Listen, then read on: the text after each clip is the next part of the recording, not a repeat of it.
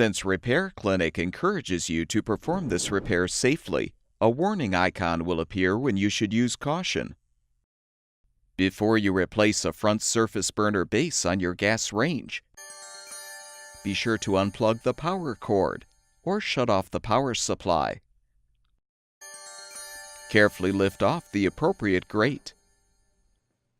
Remove the burner cap and use a Phillips head screwdriver to unthread the 2 screws, securing the burner base to the main cooktop. Lift up the base and depress the tab to release the spark electrode wire.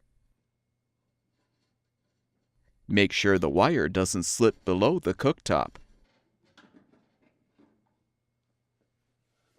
Install the new burner base by first connecting the wire to the spark electrode. Position the new base and thread the screws to secure.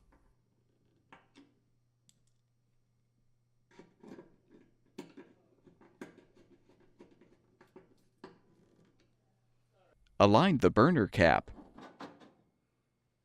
Replace the grate by positioning it on the support and gently lowering it. Plug the power cord back in or restore the power supply, and the gas range should be ready for use.